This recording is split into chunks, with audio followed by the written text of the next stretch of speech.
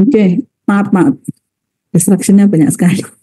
Ya, jadi paratiroid hormon kita kuliah kali ini tuh lebih banyak pada metabolisme atau kendali kalsium. Jadi kadar kalsium itu dipakai untuk macam-macam karena kalsium itu sebagai second messenger, dia juga sebagai backbone atau sebagai batanya ya, batu bata dalam bangunan rumah skeletal kita, dan juga kalsium itu dipergunakan untuk berbagai fungsi tubuh kita termasuk koagulasi, pembekuan darah, terus kemudian aktivitas sel seperti kontraksi, jantung dan sebagainya itu sangat membutuhkan kalsium, sehingga kalsium itu termasuk highly regulated minerals ya. Jadi mineral yang sangat diregulasi oleh tubuh kita dan dipertahankan kadarnya pada 2,2 milimol 2,2 sampai 2,25 milimol per desiliter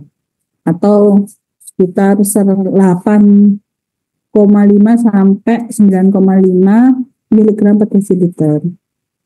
Karena dia sangat tinggi, maka mekanisme regulasi terhadap kadar kalsium itu dilakukan melalui berbagai mekanisme.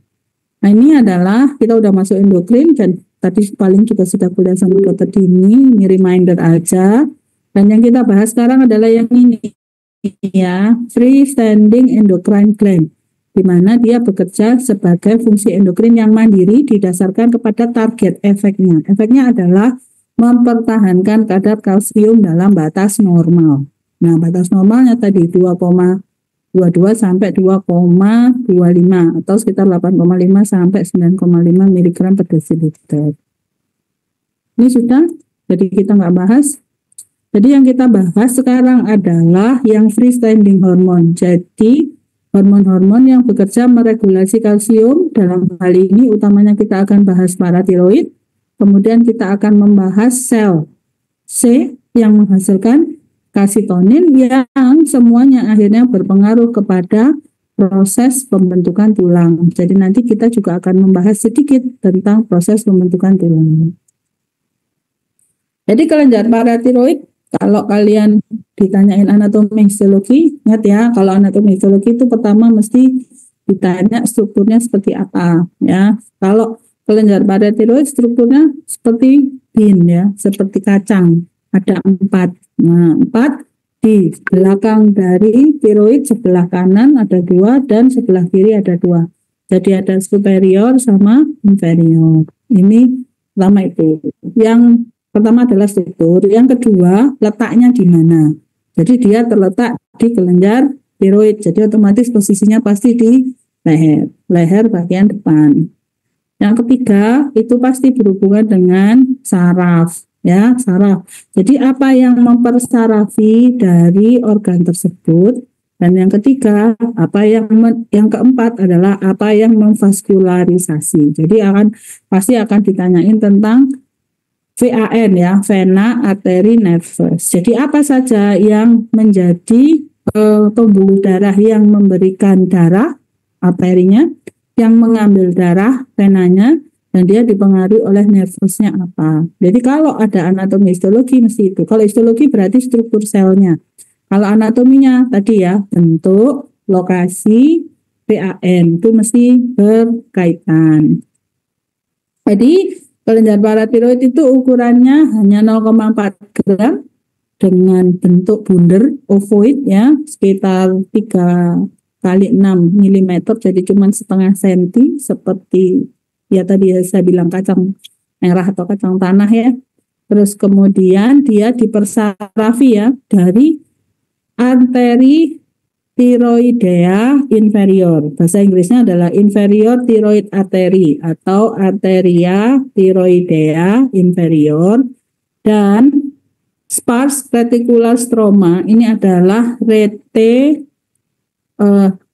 retikular tuh rete ya. Jadi percabangan dari retikular yang ada di daerah tiroid ya. Terus kemudian sel paratiroid itu pada dasarnya dibagi menjadi 2, yaitu sel prinsipal atau chief cell dan oxyphil cell. Kalau chief cell itu adalah sel endokrinnya, kalau oxyphil cell itu adalah sel sustainnya. Jadi sel sustentakuler. Sustentakuler itu maksudnya menjaga kondisi dari sel yang ada di situ. Ya, jadi endokrin utamanya adalah chief cell. Di antara chief cell ini ada oxyphil cell. Diteorikan chief cell itu nanti kalau semakin tua, lama-lama dia jadi oxyphil cell. Jadi seperti sel yang tidak mampu memproduksi PTH lagi. Ciri khasnya adalah dia berbentuk poligonal, intinya bunder. Kalau diwarna dia pucat, sedikit asam itu agak kemerahan ya, dengan sitoplasma yang agak kemerahan, dan mengandung granula yang isinya paratiroid. Semakin tua, maka lama-lama sel-selnya bisa jadi adiposit, bisa juga jadi oxyphil, katanya gitu, teorinya gitu. Kalau oxyphil itu jumlahnya lebih sedikit dari chief cell atau dari principal cell. Bentuknya berkelompok, biasanya banyak pada pasien-pasien yang tua. Jadi kalau pasiennya masih muda, itu oxyphil cell-nya nggak terlalu banyak. Tapi kalau orangnya tua, oxyphil cell-nya jadi banyak. Sehingga orang tua cenderung kadang lebih hiperkalsemi, mudah kejang, mudah mengalami peningkatan tekanan darah, dan mengalami gangguan kontraksi. Kemudian sifatnya sangat asidofilik. Jadi kalau ini agak merah, kalau ini sangat merah dengan mitokondria yang abnormal. Terus dia mampu memproduksi PTH, namun jumlahnya tidak banyak. Makanya oxyphil tadi adalah sel transisional. Jadi perubahan dari prinsipal yang kemudian jadi sel sustain. Jadi sel yang semula sel utama menjadi sel pendukung. Gitu. Jadi bentuknya pembuluh darahnya ini rete-nya ya. Jadi pembuluh darah kalau dia berbentuk jaring kita sebut sebagai rete. Rete itu jaring bahasa Latinnya. Terus kemudian dari jaring-jaring ini kalau kita potong maka akan nampak pembuluh darah yang di dalamnya ada darahnya. Oke. Terus yang putih-putih ini adalah lemak. Karena lemak itu kalau diwarna lemaknya ucul. Jadi bentuknya menjadi kosong gitu ya, bulat besar-besar begitu. Terus karena dia bentuknya ovoid, bunder, maka dia pasti punya kapsul. Nah, bentuknya seperti kapsul gitu. Terus khasnya adalah sel chiefnya akan berbentuk bergelombol. Terus kemudian kalau sel oxyphil bentuknya lebih ini ya, di mitokondrianya tidak jelas. Kalau oxyphilnya bentuknya lebih cenderung seperti gambar ini. Nah, bentuknya dia ini pale ya, ini yang sustainnya. Terus kemudian yang agak ini masalahnya sitoplasmanya nggak begitu kelihatannya. Seharusnya warnanya kan pale red ya, merah, tapi yang pucat, tapi nukleusnya besar gitu. Terus kemudian khasnya bahwa pada chief cell itu dia intinya besar ya, intinya besar, terus dia punya mitokondria dan Golgi yang besar, jadi dia mampu menghasilkan vesikel dari paratiroid. Kalau oxyphil itu mitokondrianya yang banyak ya, jadi mitokondrianya banyak, tapi bentuk mitokondrianya agak tidak beraturan dan agak aneh gitu ya. Terus dia hanya memiliki retikulum endoplasma yang kasar, yang halus nggak punya, sehingga dia sintesa proteinnya tidak mampu membuat vesikel dan tidak mampu membuat banyak PTH. Terus di dalam sel oxyphil ini ada namanya kalau sel oxyphil itu dia sustentakuler ya, dia mempertahankan, maka dia tidak memiliki properti yang disebut sebagai calcium sensing receptor. Jadi calcium sensing receptor itu adalah sebuah reseptor yang dia bisa mengukur kadar kalsium dalam darah itu sekarang lagi turun atau lagi naik. Dan dia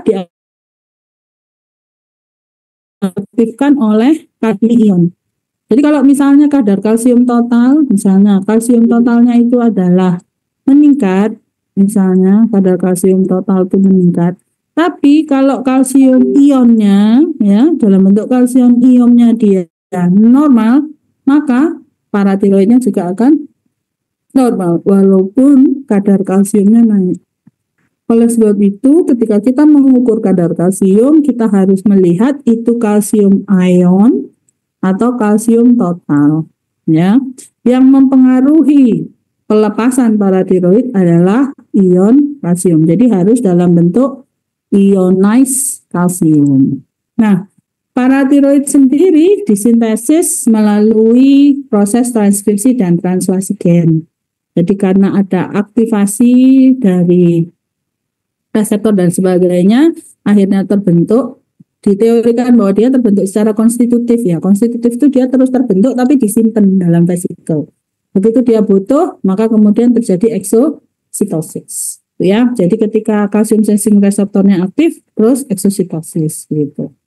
Nah, paratiroid itu dibentuk dari gen yang kita sebut sebagai gen paratiroid yang pada saat ditranslasikan akan menghasilkan protein yang kita sebut sebagai preproparatiroid. Khasnya preproparatiroid itu dia adalah 31 asam amino sebelum nomor 1 ini sampai dengan 84. Jadi totalnya dia adalah 85 tambah 30, berarti 110 ya. Jadi ini panjangnya adalah 110 asam amino. Ketika dia dimasukkan ke dalam Golgi, di sini ya, nah ini terus dipotong, dipotong sehingga tinggal 6 asam amino plus 1 sampai 84 asam amino. Nah ini yang kemudian masuk di dalam vesikel. Ketika di dalam vesikel ada yang kemudian dipotong sehingga menghasilkan paratiroid aktif. Terus paratiroid aktif akan dimasukkan dalam vesikel seperti ini. Ketika terjadi rangsangan dari kalsium sensing reseptor, maka kemudian akan terjadi peningkatan kadar kalsium intrasel yang kemudian mendorong vesikel yang ada di dalam sel menuju ke permukaan sehingga terjadi proses exositosis.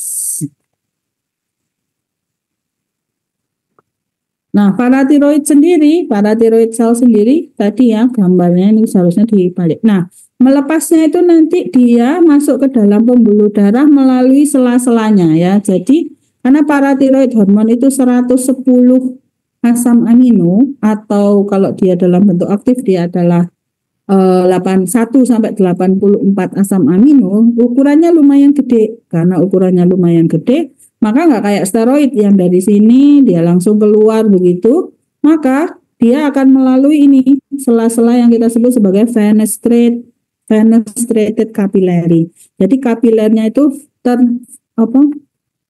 fenestrated itu ukurannya sela-sela kapilernya dia itu lebar gitu.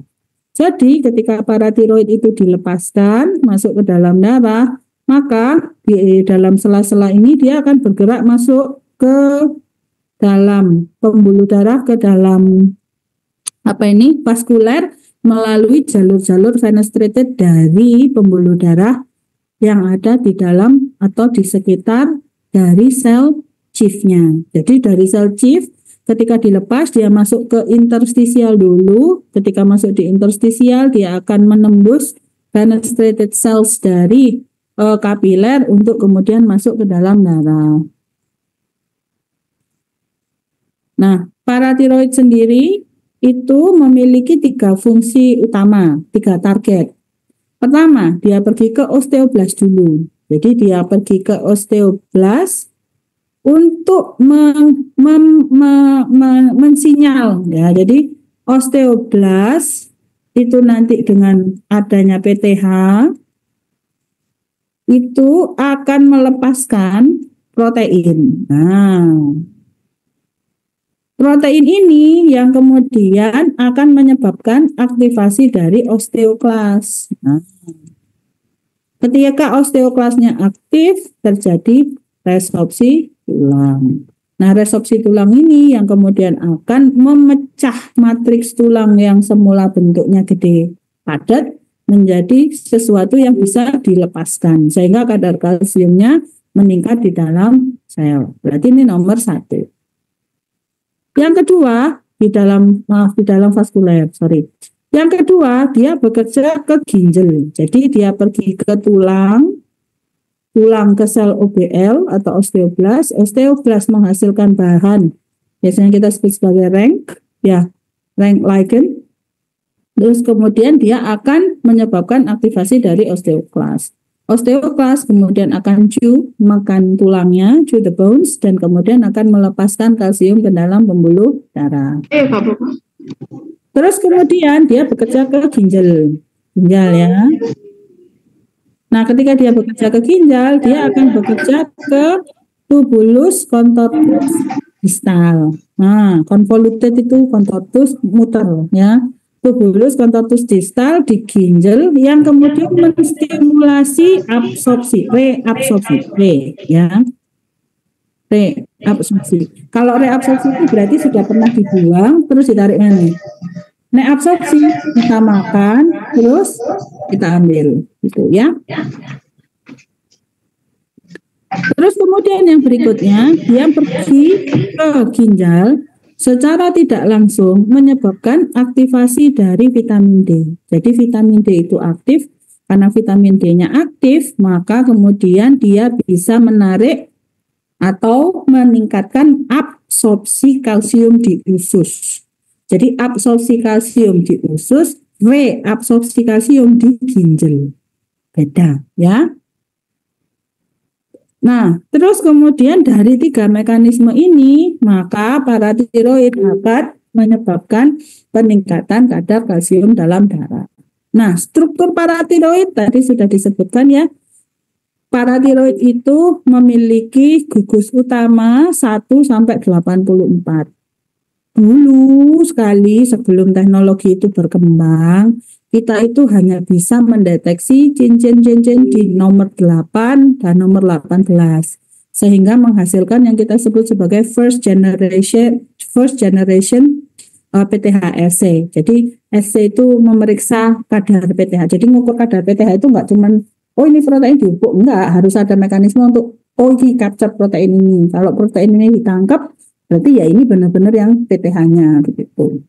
Kalau yang third generation itu justru dia menangkap blok ya, jadi menangkap kotaknya begini antara protein yang berada di antara 34 sampai 84 ditambah capture yang depan gitu. Ini yang third generation.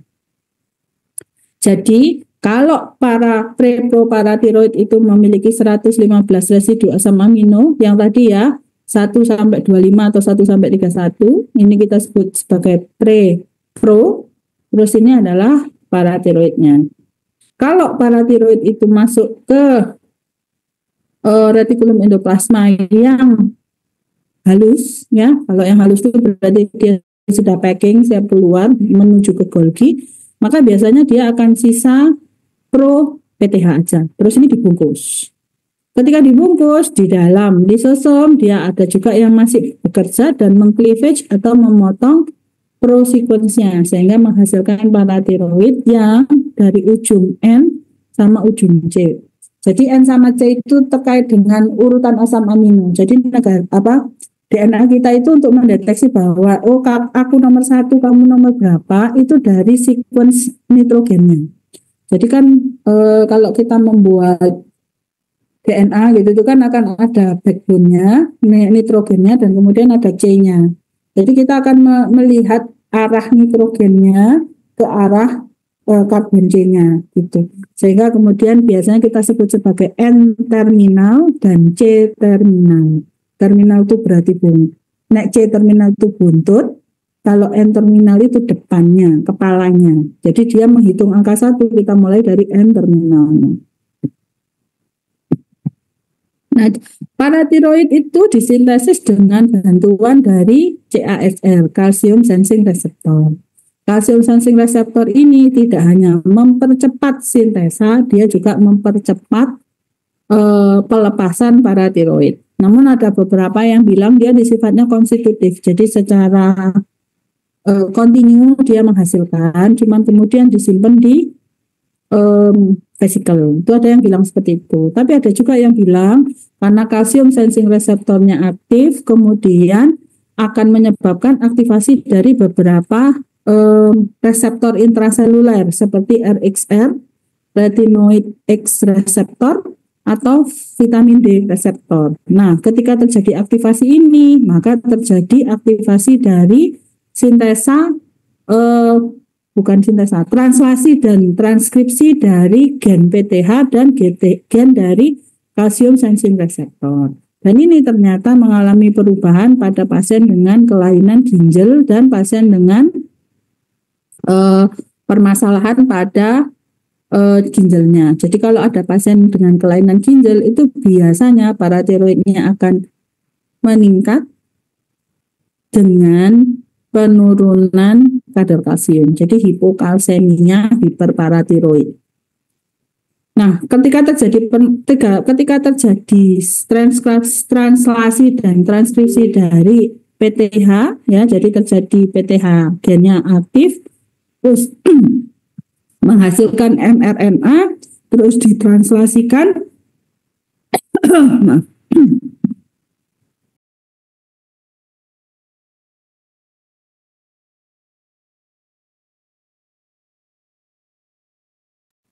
terus ditranslasikan. Nah, translasi ini akan mengalami proses stabilisasi, ya, dan proses degradasi dari tailnya. Ini poliatel. Poliatel itu kalau habis ditranskripsikan itu dia pasti punya gugus belakang yang namanya polietel. Jadi tapi semua gitu kita disebut sebagai polietel yang kemudian di cleave atau dipotong.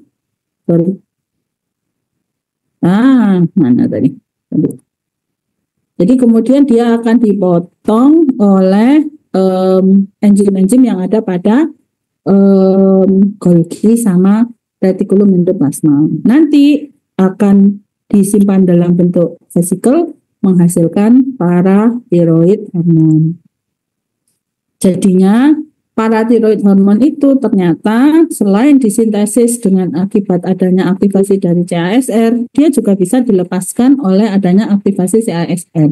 Jadi kalsium sensing receptor ini double, dimer ya, dimer itu double. Jadi dia harus ada aktivasi dari kalsium di satu sisi dan juga aktivasi dari kalsium pada sisi yang lain. Jadi kayak siji sampai sisi ketemu gini baru dia aktif. Kalau cuma satu aja belum. Itu ya, jadi homodimerisasi sebenarnya karena dia sama-sama.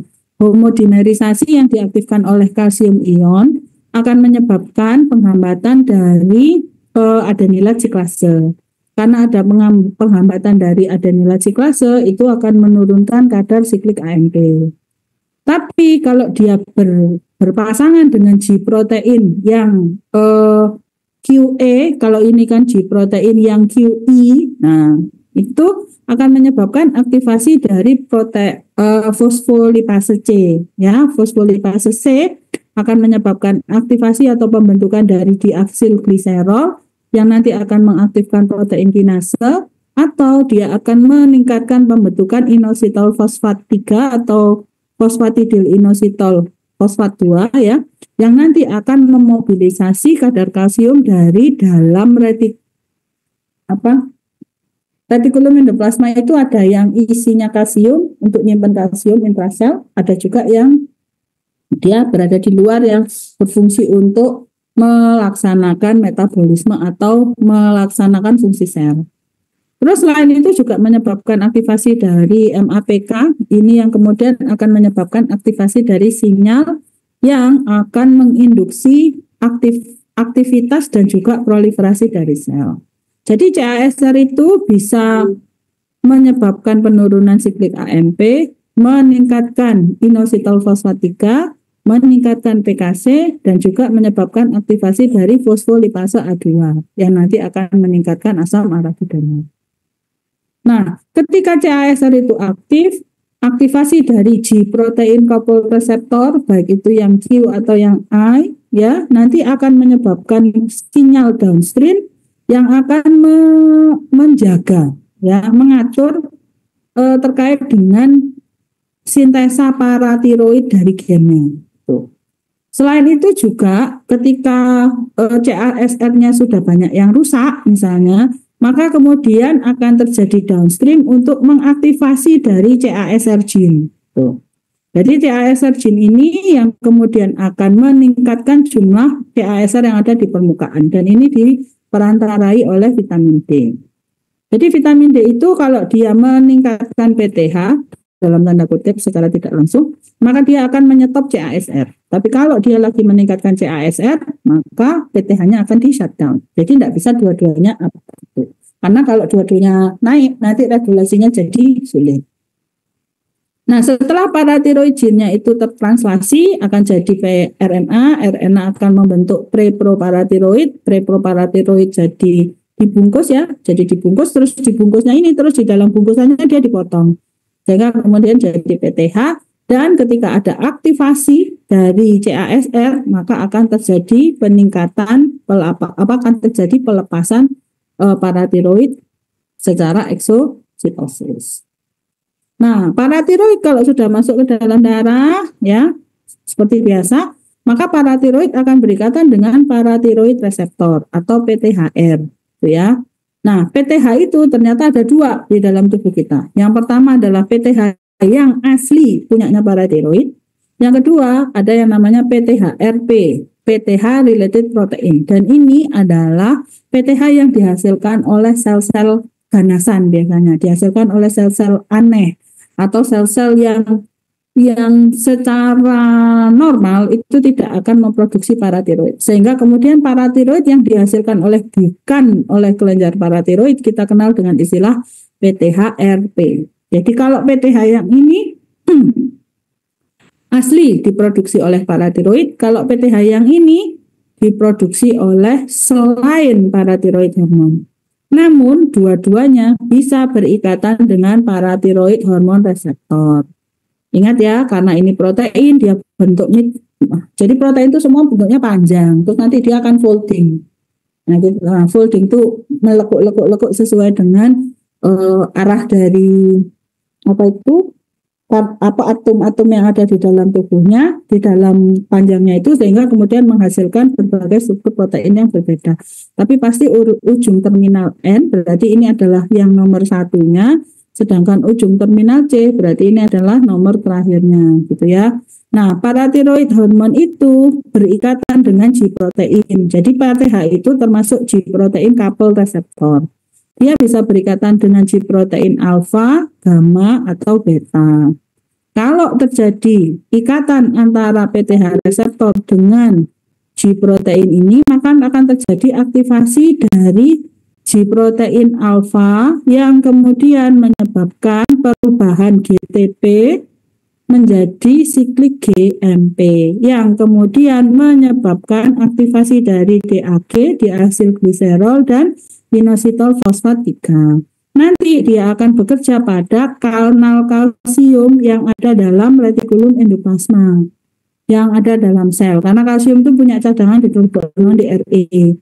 Terus kemudian kalau kanalnya dibuka, akhirnya ini terbuka, kadar kalsiumnya akan meningkat, yang kemudian dapat mengaktifkan protein kinase, dapat mengaktifkan berbagai fungsi sel lainnya.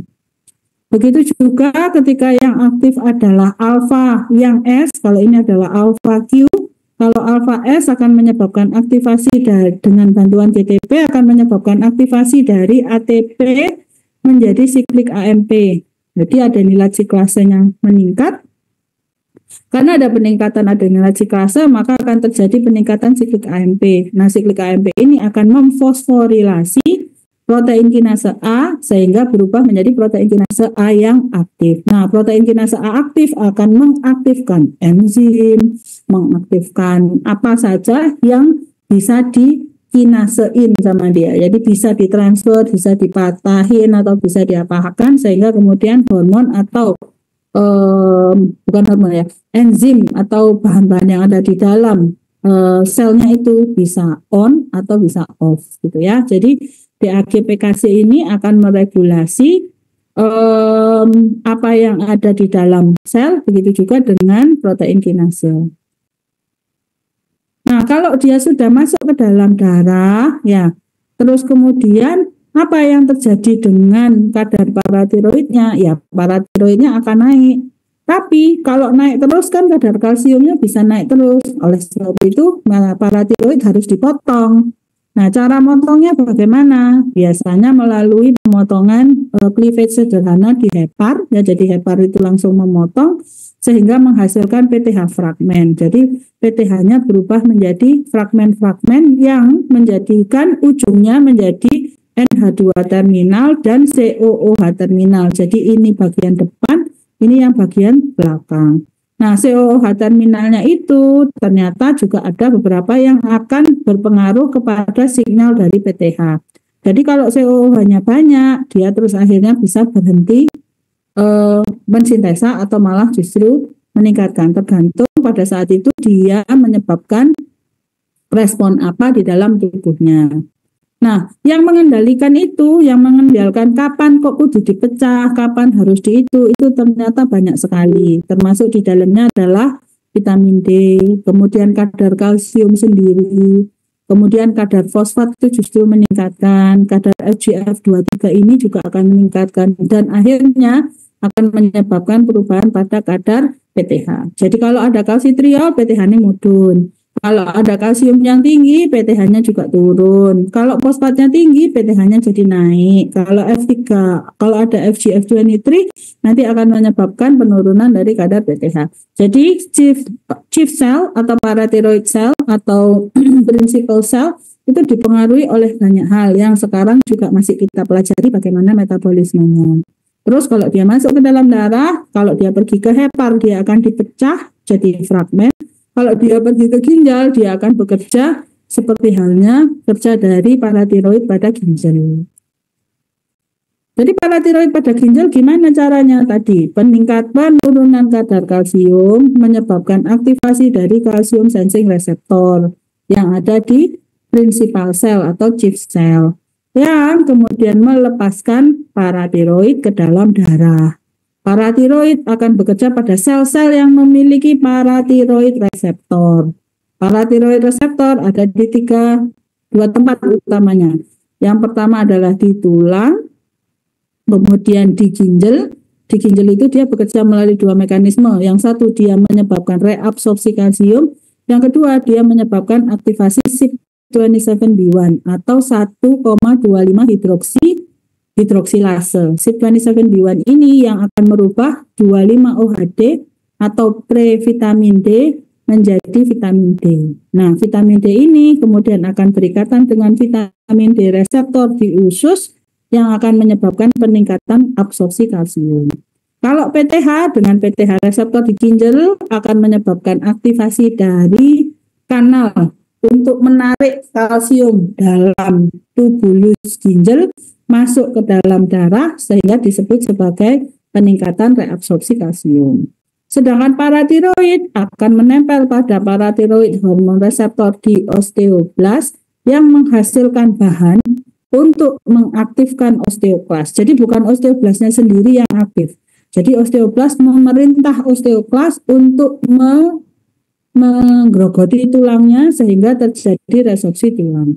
Karena peningkatan bone resorption, peningkatan reabsorpsi kalsium, peningkatan kadar absorpsi kalsium di usus, ini secara tidak langsung ya, oleh karena paratiroid, maka akan terjadi peningkatan kadar kalsium.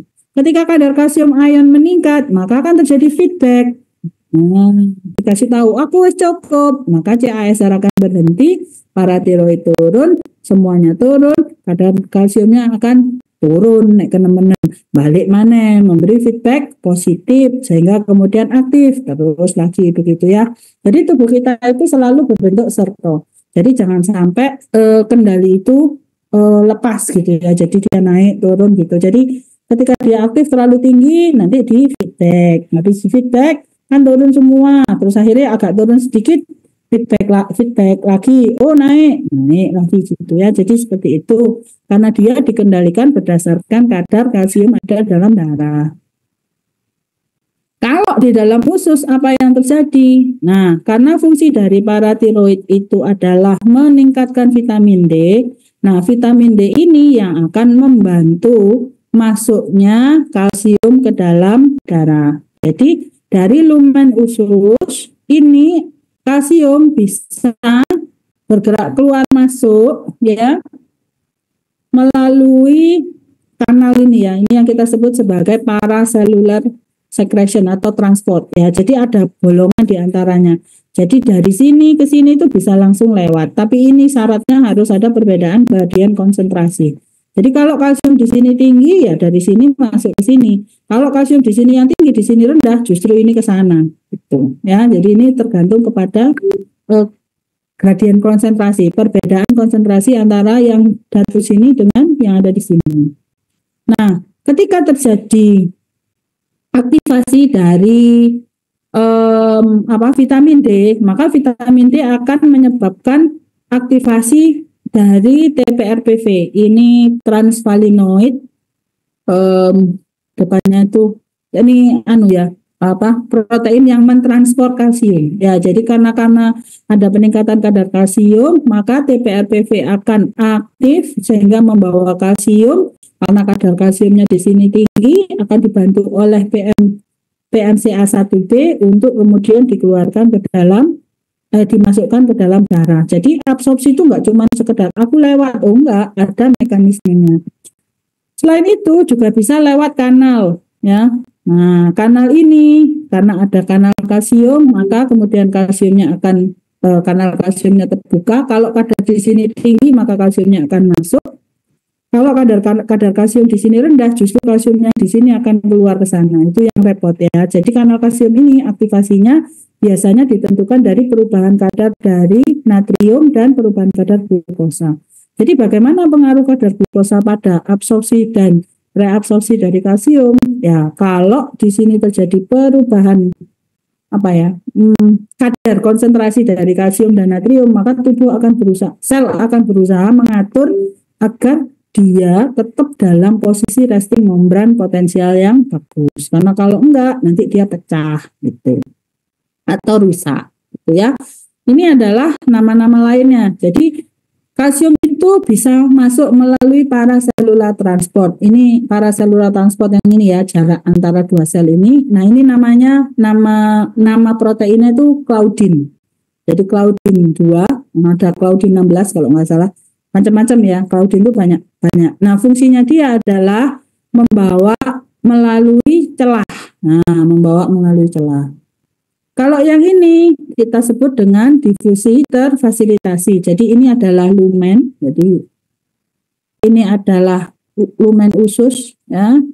Jadi ini itu ibaratnya tempat makanan ya, tempat makanan. Kalau ini adalah darah. Jadi kalau kalsiumnya banyak, maka dia bisa melalui paraseluler, ini ya, regulated paracellular transport melalui aktivitas dari claudin protein, atau dia bisa masuk melalui TPRPV6, tadi transvalinoid receptor 6, yang akan kemudian diikat oleh kalbindin D9K. Jadi kalau enggak diikat, bocor deh. Atau kalau enggak di sini dia balik lagi ke sana. Oleh sebab itu fungsi dari kalbindin D9K adalah untuk memastikan kalsium yang ada di dalam sel itu enggak kemana-mana gitu. Setelah itu kalau misalnya butuh untuk dimasukkan ke dalam darah, maka akan terjadi aktivasi dari PCMA1 atau aktivasi dari kanal kalsium natrium exchange, NCX. X itu exchange, natrium kalsium exchanger 1. Nah, ini yang akan menukar 2 natrium dengan 1 kalsium gitu. Jadi dia akan keluar masuk seperti itu. Terus kemudian dia juga bisa melakukan transport melalui vesikel. Jadi habis TPRPV memasukkan kalsium ditangkap, dikurung gitu ya. Kenapa ya tadi kalsium itu kan ion ya, jadi dia bisa masuk ke sana cepat atau ke sini cepat. Nah kalau nggak gitu nanti di dalam sini nggak ada isi kalsiumnya, jadi sama dia ditahan. Ditahan pakai apa? Pakai kalbindin atau ditahan dengan bentuk lisosum. Nanti kalau sudah dibunderin jadi vesikel, terus dia akan dilepaskan ke sini. Kita sebut sebagai vesicular transport. Bisa juga ini ada yang namanya transkaltasia. Jadi transkaltasia itu hampir sama, di mana dia melalui aktivitas dari vitamin D reseptor. Nah ini yang banyak masih dipertanyakan ya. Ini belum belum established ya, walaupun penelitian-penelitian terbaru sudah mulai banyak menyentuh tentang mekanisme ini. Tuh. Jadi bagaimana caranya kalsium bergerak dari lumen usus ke darah? Ya, 1 melalui paraselular, 2 melalui difusi fasilitasi, 3 melalui vesicular transport, dan melalui mekanisme yang kita sebut sebagai transkaltasia. Tuh. Dan ini akan mempertahankan kadar kalsium dalam 2,2 sampai 2,5 milimol per liter. Terus kemudian apa pengaruhnya? Ya tadi ya, sekali lagi, paratiroid akan meningkatkan kadar kalsium melalui regulasi di tulang, di ginjal, dan di usus dengan bantuan vitamin D. Jadi PTH secara tidak langsung meregulasi usus. Jadi yang mempengaruhi vitamin D absorpsi itu cuma vitamin D, yang mempengaruhi kalsium absorpsi itu cuma vitamin D. Tapi kalau yang mempengaruhi reabsorpsi kalsium itu PTH aja, gitu ya. Jadi vitamin D diteorikan tidak bisa menarik kalsium, tapi beberapa researcher bilang bisa, ya. Sampai sekarang masih disputed, ya. Disputed itu masih banyak yang tidak berpendapat atau tidak setuju dengan itu. Kalau kalsitonin itu lawannya kalsium. Jadi nanti bagaimana kalsitonin bekerja? Jadi kalau kadar kalsiumnya turun, maka akan terjadi pelepasan PTH. PTH akan memberikan efek pada tulang, pada ginjal, dan efek tidak langsung pada vitamin D, sehingga kadar kalsiumnya naik. Nah, karena kadar kalsiumnya naik, terjadi pelepasan dari kalsitonin atau penghambatan dari CASR, sehingga PTH-nya turun gitu. Tapi yang paling common adalah kadang lewat kalsitonin. Nah, kalsitonin ini kemudian akan melepaskan bahan, ya, jadi dilepas kalsitonin dilepaskan di dalam tubuh, plus menghambat osteoklas, meningkatkan mineralisasi, tulangnya padat lagi, sehingga kadar kalsiumnya turun lagi. Karena kadar kalsium turun, pelepasan PTH, dan seterusnya ya. Jadi tubuh kita itu berusaha mempertahankan kadar kalsium dalam batas yang normal. Tuh. Jadi apa pengaruh dari vitamin D pada kadar kalsium? Ya pastinya vitamin D mulai dari metabolisme tadi ya dihasilkan. Ini kayaknya sudah pernah dipelajari di metabolisme vitamin D. Nanti dari 7 hidroksi kolesterol berubah menjadi kolekalsiferol atau 25 OHD. Kolekalsiferol itu pre ya pengisian. Terus kemudian 25 OHD, ini ya 25 OHD atau 25 hidroksi kolekalsiferol oleh CYP27B1 atau 1-alfa hidroksilase akan dirubah menjadi 1,25 hidroksi kolekalsiferol atau kalsitriol. Kalsitriol akan berikatan dengan vitamin D binding protein ya, ini DBP namanya. Vitamin D binding protein. Karena apa? Karena dia ini kan steroid. Kalau nggak ada yang goceli, dia gerak sakar PDW. Jadi harus ada binding proteinnya, namanya DBP. DBP ini yang kemudian memastikan bahwa vitamin D akan sampai di usus. Karena dia sampai di usus, maka kemudian dia akan memfasilitasi aktif transport maupun pasif transport melalui cell binding activity. Jadi cell bindingnya dinaikin, jadi di dalam sel dia akan tinggi, atau lewat aktivitas dari claudin. Jadi claudin yang di sini juga akan ditingkatkan, atau dia akan meningkatkan pembentukan lisosomal ya, jadi kemudian akan membentuk sehingga kalsiumnya ditahan di dalam sel enterosit gitu. Mekanismenya termasuk transkalsia itu juga diregulasi oleh vitamin D gitu. Nah, jadi paratiroid akan menyebabkan diawali dengan penurunan kadar kalsium. Karena kadar kalsiumnya turun, paratiroidnya naik, pergi ke 3 tempat. Sebenarnya 2 ya, lebih gampang pergi ke 2 tempat. 1 ke tulang ke osteoblas, 1 ke ginjal untuk mengaktifkan kalsium reabsorption dan mengaktifkan 1-alfa hidroksilase yang akan merubah vitamin D inaktif menjadi vitamin D aktif yang kemudian pergi ke usus meningkatkan absorpsi kalsium sehingga kadar kalsiumnya naik. Nah, kalau kadar kalsiumnya naik, dhuwur terus, maka harus diturunkan. Siapa yang memproduksi atau menurunkan kadar kalsium? Musuhnya adalah kalsitonin. Ya, kalsitonin dihasilkan oleh sel C.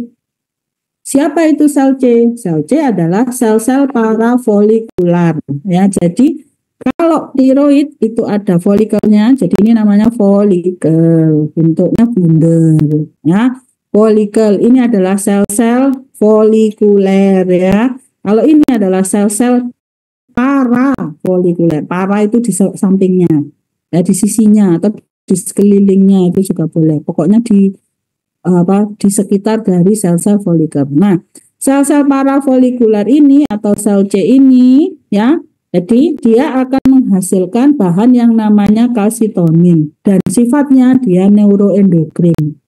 Jadi ternyata dia dipengaruhi oleh aktivitas dari saraf juga gitu. Terus kemudian dia akan kemudian bentuknya adalah seperti ini ya, sel C, ini sel C. Jadi ini adalah folikel kelenjar tiroid. Di sini ada cairan namanya koloid. Koloid itu bentuknya seperti apa ya? Degan jeli itu ya. Kalian kalau tahu isinya degan jeli itu kan ada anunya ya, ada apa itu? Bentuk yang apa ya, kayak butir, agar-agar gitu ya. Jadi koloidnya itu bentuknya seperti agar-agar di situ. Terus di sini ada tiroglobulin, ada macam-macam untuk sintesa hormon tiroid. Terus ini adalah sel C ya, ini sel C. Dia berada di antara dari sel-sel folikel tiroid. Nanti ketika ada peningkatan kadar kalsium, dia akan melepaskan kalsitonin gitu. Ini gambarnya, kalian bisa lihat sendiri, ini koloid ya. Terus sel-sel parafolikuler ini adalah sel-sel folikulernya, sedangkan sel-sel parafolikuler adalah sel-sel yang berada di antara folikel-folikel kelenjar tiroid. Nah, kalsitonin itu sama seperti paratiroid, dia dikode oleh kalsitonin gene. Ya, jadi gen kalsitonin. Gen kalsitonin itu ada dua macam. Jadi sebenarnya bukan dua macam. Gennya itu cuma satu ini ya. Jadi 5 aksen sama 3 aksen. Jadi kalau protein itu N terminal sama C terminal. Kalau N terminal itu bagian depan, C terminal itu bagian belakang. Kalau DNA atau RNA, maka 5 aksen adalah bagian depan, 3 aksen adalah bagian belakang. Jadi urutannya kan bentuknya seperti pita ya, harus tahu depan belakangnya gimana. Terus kemudian dia akan memiliki 6 ekson. Ekson itu berarti yang diterjemahkan. Ya, pada saat translasi intronnya hilang, ininya hilang. Ini yang nggak diterjemahkan. Nggak diterjemahkan sehingga yang diterjemahkan cuma 1, 4, 5, 6, 7 dan 1, 2, 3, 4, 5, 6. Masalahnya kalau kemudian dia dibentuknya adalah cleavage yang berbeda, jadi dipotongnya berbeda, maka dia akan menghasilkan struktur struktur kalsitonin yang berbeda. Ini penting untuk apa? Untuk mengenali kalsitonin yang dibentuk oleh sel C dan kalsitonin yang dibentuk oleh otak. Jadi tubuh kita itu ternyata punya kalsitonin dari banyak tempat. Jadi tadi ya, kalsitonin gene itu 6 ekson. Terus kemudian dari kalsitonin gene ini, kalau dia berasal dari sel C, yang diterjemahkan cuma ini. Kalau dari otak, yang diterjemahkan 1, 2, 3, 4-nya enggak, langsung 5, 6. Ya. Jadi akhirnya akan didapatkan 2 macam kalsitonin protein. Jadi yang satu adalah kalsitonin yang asli, yang ada pro kalsitonin. Terus kemudian yang satunya adalah kalsitonin related peptida. Bedanya C terminalnya beda. Yang satu adalah C terminal peptida 1, sedangkan yang ini adalah C terminal peptida 2. Jadi kalau kita mau mendeteksi ini kalsitonin dari mana ya? Dari tulang, dari otak atau dari sel C? Ya dicari ininya, karena ininya sama. Maka kita deteksinya dari sini, dari C terminal peptida 1 atau C terminal peptida 2. Kalau dia C terminal peptida 2 berarti diproduksi dari otak yang fungsinya biasanya untuk regulasi respon imun, terus regulasi berat badan dan sebagainya. Jadi kalsitonin yang ini itu fungsinya lebih diverse. Kalau yang ini fungsinya hanya regulasi kalsium saja. Tuh. Nah, kalsitonin setelah dia lepas, kemudian dia masuk ke dalam darah, maka dia akan menyebabkan osteoklasnya maneng karena dia menghasilkan protein decoy, jadi menghasilkan protein yang ketika ketika dia menempel pada osteoklas dia akan berhenti, sehingga ini base border dari itunya tidak terbentuk. Tapi kalau kemudian di sini kalau kalsitoninnya lepas, maka base bordernya terbentuk, di sini akan terbentuk area resorpsi. Jadi kalau kalsitonin itu nempel ke reseptor yang ada di osteoklas, maka osteoklasnya mandek. Selain itu juga ada yang mengatakan bahwa kalsitonin menyebabkan aktivasi dari osteoblas untuk melepaskan osteoprotegerin atau bahan yang menyebabkan decoy dari aktivasi osteoklas. Jadi osteoklasnya tidak aktif karena disuruh sama osteoklas. Kalau yang ini adalah dia langsung nempel ke osteoklas sehingga dia nggak aktif. Jadi bagaimana kalsitonin bekerja? Ini kalsitonin, PTH, CASR, itu semua G protein couple receptor. Jadi karena dia G protein couple receptor, mesti kalau enggak IP3 kinase, jadi maksudnya inositol fosfat, atau kalau enggak melalui DAG, diasilgliserol dan protein kinase C, atau dia melalui PKA, protein kinase A, atau aktivasi dari MAPK, itu mesti. Karena dia adalah G protein couple receptor. Kalsitonin bekerja kemana? Secara teori dia akan menurunkan kadar kalsium dengan cara menghambat absorpsi kalsium di usus. Mekanismenya masih belum diketahui. Juga dia menghambat kerja dari vitamin D dengan penghambatan kalbindin sama TPRPV6.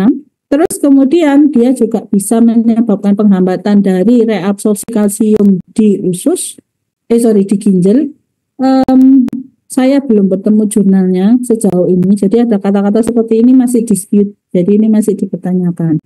Tapi yang jelas ini yang sudah terbukti bahwa dia menyebabkan penghambatan osteoklas dan mengaktifkan osteoblas. Jadi osteoblasnya aktif untuk menyimpan mineral dan osteoklasnya dinonaktifkan.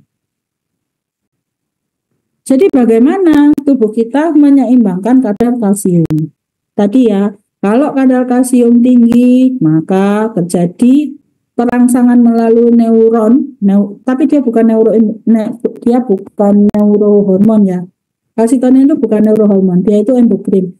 Cuman aktivasi dari kalsitonin itu karena ada saraf gitu loh. Jadi kalau kalsiumnya naik, maka ada saraf yang kemudian mengaktifkan kalsitonin sehingga si sel untuk melepaskan kalsitonin.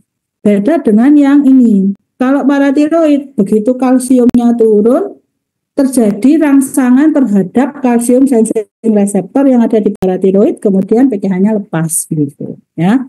Jadi kalau sel C itu diduga melalui aktivitas dari saraf yang memaksa ya, menyuruh sel C menghasilkan kalsitonin. Kalau yang ini karena kalsiumnya turun, ada sensornya aktif. Terus kemudian paratiroid akan dilepaskan. Gitu. Nah, jadi karena paratiroid itu membutuhkan kalsium sensing reseptor, maka biasanya kita juga harus belajar apa itu kalsium sensing reseptor dan dia ada di mana aja. Tapi ternyata ada juga kalsium sensing reseptor yang tidak tergantung pada paratiroid. Ada juga yang tergantung pada paratiroid. Jadi kalau kalian mau belajar lagi ini bisa menjadi judul atau bacaan kalian untuk belajar tentang kalsium sensing reseptor. Terus kalau ada aktivasi dari kalsium sensing reseptor tadi ya prosesnya sama, meningkatkan kadar kalsium. Ini ditambah ada peran dari peran dari paratiroid untuk menurunkan atau menurunkan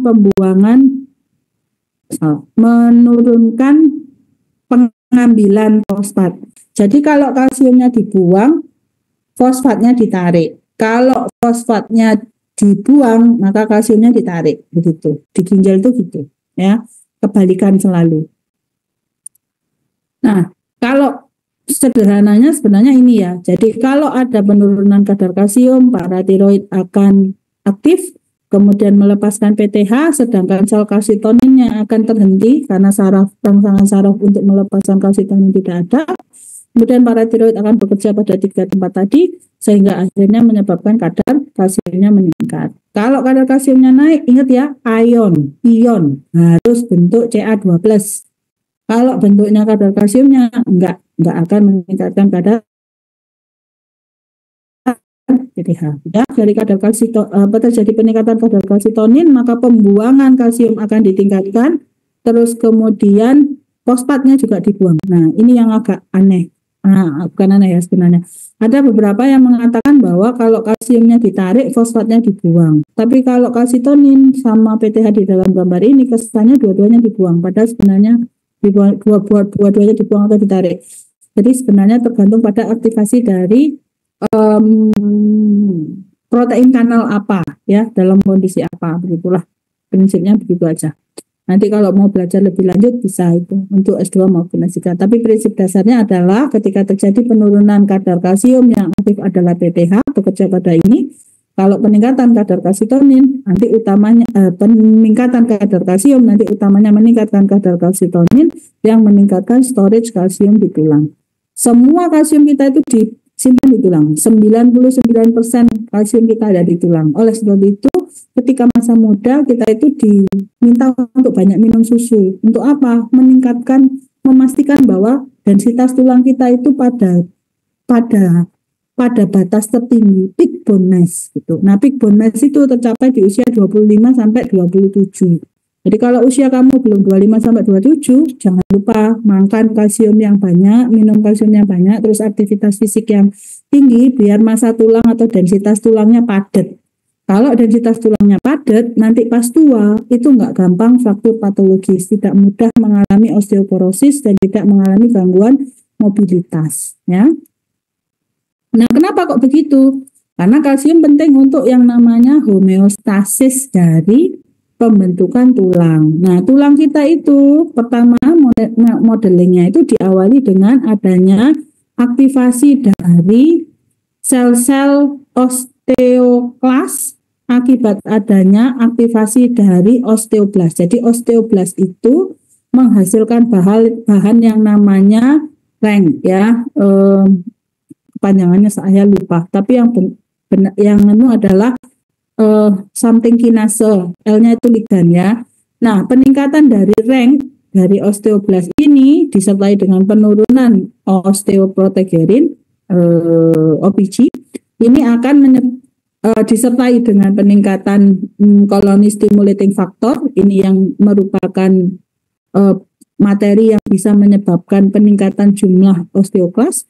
Itu akan menyebabkan aktivasi dari osteoklas. Jadi osteoklasnya aktif, punya ruffle border kayak gini, menyebabkan bone resorption. Karena terjadi bone resorption timbul resorption pit, timbul bolongan di tulangnya ya. Ketika terjadi bolongan di tulang, maka vitamin D ketika terjadi aktivasi dari 25-OHD menjadi 1,25 OHD itu meregulasi aktivasi dari sel-sel di sekitarnya sehingga osteoblasnya nanti menjadi matur ya, jadi osteoblasnya matang terus nyimpen tulang gitu ya. Jadi osteoklas resorpsi, ketika resorption pitnya itu sudah banyak atau sudah mencukupi kadar kalsiumnya, maka kemudian terjadi aktivasi dari osteoblas imatur untuk mematurkan dirinya, membuat dia jadi matang sehingga menghasilkan yang namanya osteoid. Osteoid itu apa? Kolagen yang ditumpuk-tumpuk tinggal ngelebokno kalsium. Begitu nanti dia menjadi matang, osteoidnya ini akan ditimbun kalsium, tumpuk kalsium, lama-lama dia jadi osteoid. Ya, jadi imatur osteoblas itu dia hanya lay down kolagen aja, naruh kolagen aja, berproliferasi. Kemudian dia mulai matang. Kalau dia mulai matang, maka dia pelan-pelan membentuk struktur kolagennya, terus dibuat kayak bata begitu, bukan bata, kayak kayak jaring-jaring yang siap meletakkan kalsium. Begitu ada kalsium ditekek gitu. Nah, ini prosesnya namanya mineralisasi. Karena mineralisasi itu terjadi di sekelilingnya dia, osteoblastnya kecepit. Nah, jadi osteoblastnya tinggal di dalam ini ya, terhimpit dengan matriks tulang sehingga kemudian dia berubah menjadi osteosit. Nah, osteosit ini punya ini kanula apa namanya ini kanalikuli. Jadi dia punya jarak panjang-panjang, bentuknya seperti dendrit gitu, tapi dia seperti apa ya, rongga kosong yang bisa mendeteksi, oh kalau tulang ini mendapat beban segini, maka saya harus mendistribusikan beban kemana gitu. Jadi kalau kalian pengen tulang kalian kuat, salah satu bentuknya itu adalah justru kayak apa ya, stretching and melompat kanan itu akan menyebabkan penguatan dari kanalikuli Harvers ini yang kemudian akan memodulasi ketebalan dan deposit kalsium yang ada di dalam tulang kalian. Nah, bagaimana interaksi antara vitamin D, kalsium, fosfat, magnesium, dan juga bahan-bahan lain yang ada di dalam tubuh kita dengan pembentukan tulang? Jadi diawali dengan osteoblast dulu. Pengendali tulang itu semua di osteoblast. Osteoblast ini kalau dia menghasilkan rengkel, jadi dia menghasilkan rank ligan ini akan berikatan atau nempel dengan rang, ya. Karena dia berikatan dengan rang ini adanya di osteoklas. Osteoklasnya yang semula adalah makrofag. Jadi osteoklas itu makrofag atau sel monosit ya. Nah, jadi dia adalah sel-sel monosit yang kemudian merubah diri menjadi osteoklas, yang kemudian karena aktivasi rengkel ini akan berdiferensiasi ya, diferensiasi makrofag menjadi osteoklas. Terus kemudian osteoklasnya juga dibuat tidak mudah mati, jadi suppression of osteoclast apoptosis, sehingga terjadi peningkatan jumlah osteoklas atau osteoclastogenesis plus aktivitas dari osteoklas untuk mendemineralisasi tulang, sehingga kemudian terjadi penurunan massa tulang karena kalsiumnya dilepaskan ke dalam darah. Kalau osteoblast melepaskan bahan yang namanya OPG, osteoprotegerin, maka osteoprotegerin ini akan menangkap rengkel. Jadi rengkel yang dilepaskan tidak oleh osteoblast yang lain akan ditangkap oleh osteoprotegerin sehingga nggak bisa nempel ke rengkel. Karena nggak bisa nempel ke rengkel, maka osteoklasnya mandek. Karena osteoklasnya mandek, tulangnya pun memadat. Begitu. Nah, bagaimana pengaruhnya? Jadi tadi ya saya sebutkan bahwa ini ada kanalikuli itu yang menghubungkan. Jadi antara osteosit itu ada sambungan-sambungannya, sama mirip seperti saraf gitu ya. Nah, sambungan-sambungan ini akan mendeteksi yang kita sebut sebagai shear stress. Jadi stres tekanan terhadap tulang. Ya, jadi tulang kamu itu ketika menahan beban beratmu dan sebagainya itu dia akan meneruskan bebannya ini yang akan memberikan force pada dia untuk menentukan bahwa aku ini cukup kuat apa enggak. Kalau aku enggak cukup kuat, maka dia akan remodel. Kalau dia kuat, dia akan tetap begitu. Nah, selain itu, ada juga yang namanya pool dari kalsium. Jadi, kalsium itu di dalam darah. Kalau jumlahnya berkurang, maka yang pertama dilepaskan adalah bone pool yang sifatnya labil. Jadi, belum dimasukkan dalam mineral ya, belum dimineralisasi. Jadi, masih bentuknya cair gitu ya. Dengan cepat akan dimasukkan ke dalam darah. Pertama-tama kayak gitu. Tapi kalau ini sudah tidak ada, maka kemudian terjadi aktivitas dari osteoklas untuk memasukkan kalsium di dalam labil pool atau di dalam liquid dari tulang yang kemudian akan bisa dilepaskan ke dalam darah. Jadi ibaratnya kalau kadar kalsiummu nggak cukup, maka kamu ambil dari dompet. Kalau nggak cukup lagi, maka kamu akan ambil dari simpanan deposito. Nah, karena simpanan deposito ya saya nunggu dicas dulu, diapain dulu, dikeluarin dulu, baru nanti masuk ke dalam dompet. Setelah masuk ke dalam dompet, baru bisa meningkatkan kadar kalsium yang ada di dalam darah. Gitu.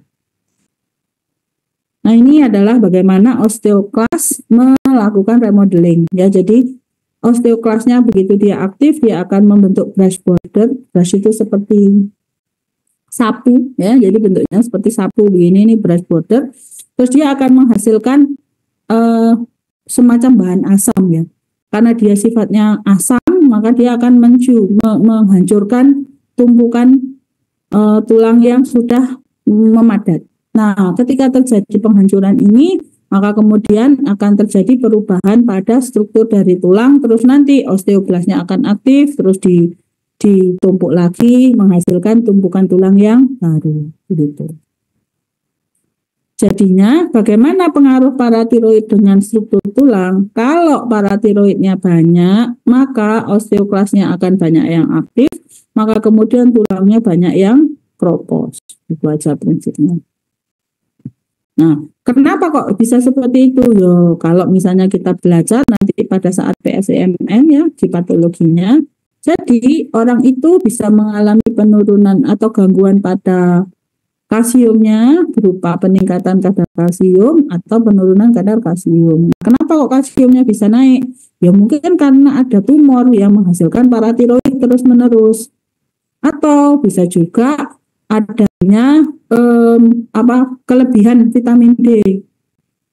Jadi ketika kelebihan vitamin D, dia juga dapat menyebabkan peningkatan kadar kalsium yang kemudian menyebabkan nanti ya efeknya akan menurunkan paratiroid. Tapi itu kalau yang salah adalah vitamin D-nya. Kalau yang salah paratiroidnya, masih kalsiumnya dhuwur, dia tetap dhuwur karena ada tumor misalnya yang menghasilkan paratiroid. Atau ada penyakit kelainan pada ginjal sehingga ginjalnya nggak bisa buang kalsium. Karena nggak bisa buang kalsium, hiperkalsemia. Hiperkalsemia akan menyebabkan gangguan pada EKG. Jadi EKG-nya rusak. Terus bukan EKG-nya rusak, EKG-nya itu bentuknya jadi aneh ya. Terus kemudian terjadi timbunan kalsium di mana-mana. Karena kalsium itu suka menimbun ya, menghasilkan kerak ya. Nah, karena dia menghasilkan kerak, biasanya akan menimbulkan kelainan pada batu ya. Jadi timbul batu kalsium di ginjal, bisa juga batu empedu, tapi ada kalsiumnya, itu juga bisa. Atau kalau kadar kalsiumnya turun, itu bisa terjadi karena paratiroidnya rusak. Jadi karena kelenjar paratiroidnya rusak, berarti kan PTH-nya nggak ada. Kalau PTH-nya nggak ada, ya kalsiumnya akan rendah. Bisa juga orangnya nggak punya vitamin D. Lah kalau vitamin D-nya nggak ada, ya berarti kadar kalsium dalam darahnya akan turun, jadi hipokalsemi.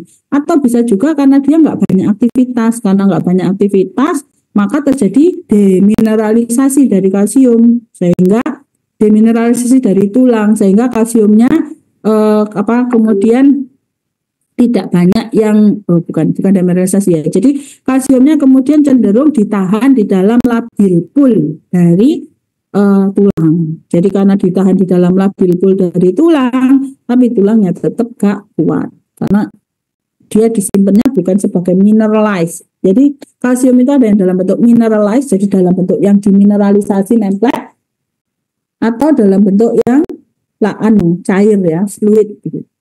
Nah, hiperfosfatemia, hipo atau hiperfosfatemia ini karena nempel ya. Jadi apa yang terjadi pada kalsium pasti akan merubah fosfat. Itu yang harus kalian pahami. Begitu juga dengan magnesium. Nah, terus kemudian kelainan-kelainan pada tulang itu apa aja? Contohnya, orang itu bisa mengalami tulangnya menjadi gembuk.